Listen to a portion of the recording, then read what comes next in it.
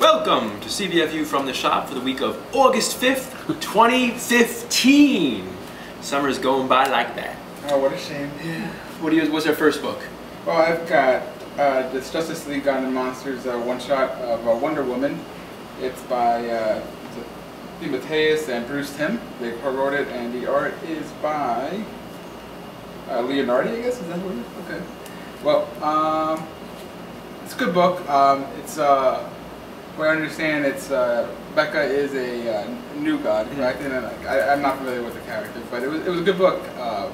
Follows her from she was attacked as she was traveling, I guess, with the mother box, and a creature follows her to Earth, and she fights it back, and then it shows her making her way through different timelines on Earth, and eventually becoming a hippie. And it's good. It's kind of a story of this being that's obviously more powerful, finding some humanity, and eventually settling down, thinking that she finds the life she wants, but realizes she has too much power and needs to go and do more. I liked it. I thought the art was pretty good. But yeah. So. Yeah. No, it's I don't know. It's based on there's a DVD called JLA Gods and Monsters, right. And he's like prelude. This I think is a prequel series to that, a movie. I have the movie. I haven't watched it yet. It's like sitting on my shelf, like waiting. Right. But I liked it too. I thought it was good. Yeah. It was like an interesting introduction to the character. Yeah, I know you guys were familiar with her. I had no idea who she was before this, and I'm interested in watching the movie. I knew it was a prelude for the movie, and it was good. I was very interested in the character. I thought the art was really good. Very, I guess kind of like the Justice League animated series, reminded me of that. So that said, I'd give it, I'll go 7 out of 10 Lugos. I enjoyed it. Cool. I'd recommend it. Okay, our next book, this is Green Lantern 43. This is the continuing adventures of Hal, Rogue Lantern, as he's a rogue now. The weird thing about this book is that Ethan Van Sciver does the art for this issue. Out of like nowhere. It's not like the beginning of an arc or like the end of an arc. It's just sort of like this issue. And they said, "Do you want to draw this?" And he said, "All right, sure, whatever." Yeah, okay. But I mean, his art is beautiful. If I can say nothing else about the book, even if the book sucked, which it doesn't, the art would be worth looking at just for alone. But it's actually pretty good. It's not as good as like Jeff Johns' run on GL, but I think it's much better than it was at the beginning of Benedetti's run.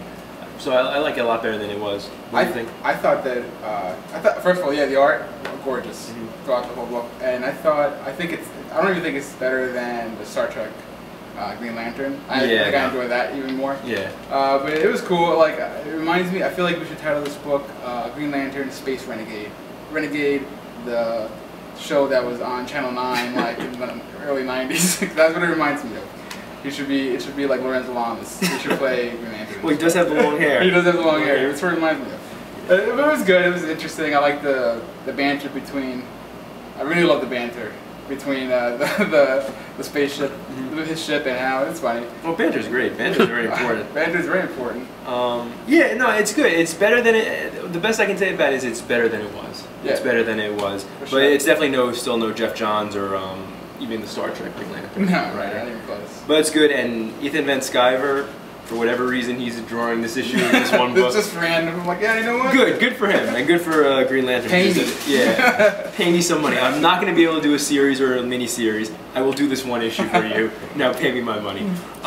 So for that alone, it's worth it. I would probably give this about 6 Lugos if it was a normal Green Lantern, but the Ethan Van Sciver art, I would immediately up it to 8 Lugos, just for the art. That's kind of with the save on that. Yeah. Right? Give him the extra Lugos. He gave it the 2 extra jump. All right. The Van Sciver jump. The next book is Civil War #2 by Charles Soule and Lionel Francis Yu. Much like the last Civil War, probably the best book in Battle World right now. Yeah. Or at least it's up there. Still continuing. There's they're still trying to find who assassinated, what's her name, Sharp? Yeah, Miriam Sharp, right. And they actually start showing you some like structures in this world, which is pretty awesome. Like there's that one, I forgot the name of it now, where I guess Steve Rogers is headquartered. It's shaped exactly like his shield. And then there's the steel, and like their logo is stronger than iron. It was really, it's cool, and like Colossus is there, and and it was great. Like you mentioned it last time, you mentioned it today. Like the world is so great, and it's good to see even more of it now. Good to see you see an interesting relationship between She-Hulk and Iron Man, and then they play up more the relationship between Spider-Man and Steve Rogers, and it's interesting. And you know, all the Spider-Mans.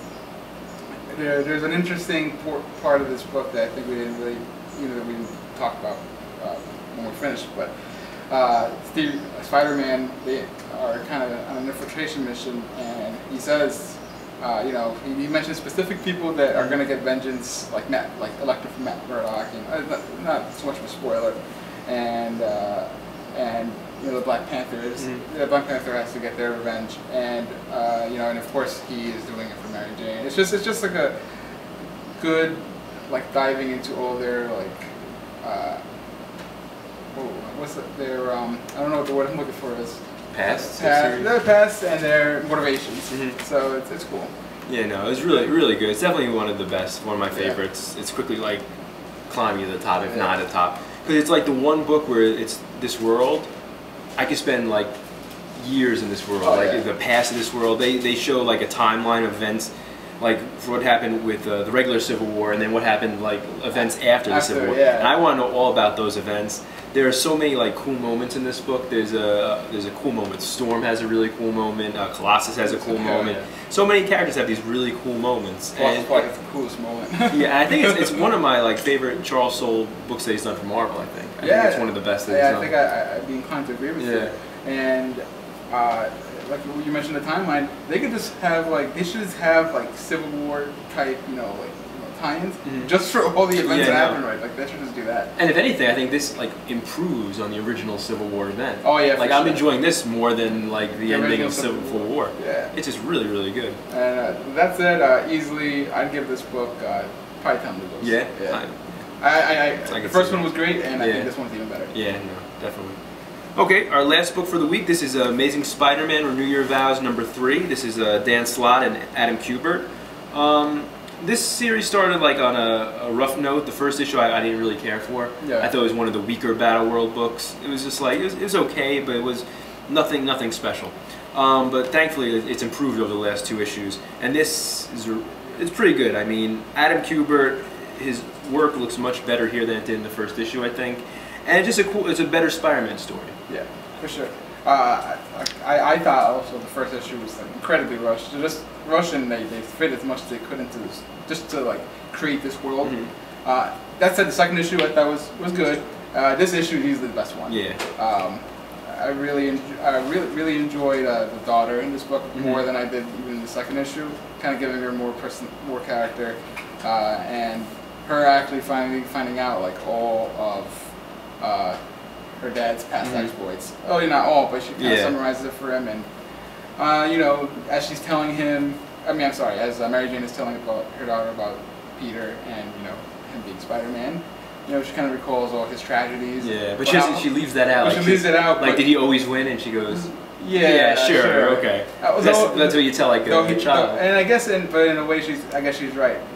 He loses a lot, but it forces him to win in the end, right? So but it was good. And the art was, I like the art too. Art's great. I mean, Lino Francis Yu, I think, is doing better, stronger work on Civil War and everything. But this is good. This is good, solid Kubert art. And it feels more like a Spider-Man book than the first issue of the series did. The first issue of the series, I mean, he murders Venom, he gives up, he abandons the heroes to save his daughter and wife. And I mean, those are things Spider-Man might have done, but just felt so forced. Yeah. So just to sort of make the time go, so then they could skip ahead to have, so she could be a real character, the daughter. And even still, even while he's very much more Spider-Man in this book, and he even cracks a joke, a couple jokes. He's still 10 times more intense, more vicious, and it's all because he's doing it for his family. And they do a great job of showing it. And there's even more in this issue to the character of the Regent. In the first issue of the Regent was just this unnamed, this shadow figure who just for some reason was just taking all the powers and collecting them. This, at least, we finally get to see the Regent. He has some dialogue in here, and you're getting a little more based on him, what he's about. You realize he has a soft spot. He has a soft spot for Spider-Man's powers. Yeah, You don't quite know why. You want Spider-Man powers more than anything. Yeah. But no, it's good. It's much better than it was. So if you bailed on Spider-Man Renew Your Vows after the first issue, I would go back. I would go back and get issues 2 and 3 because it really has improved. And I would probably give it about 8 out of 10 Lugos. I think it was good. Fair. Much better than it was. Well, that's all the books we have to review this week from the shop. There are more books coming out this week, we assure you. If you stay for the credits, you'll see some of those books. Come into your local comic shop, buy some comics, and we'll see you next week. See you. Bye-bye.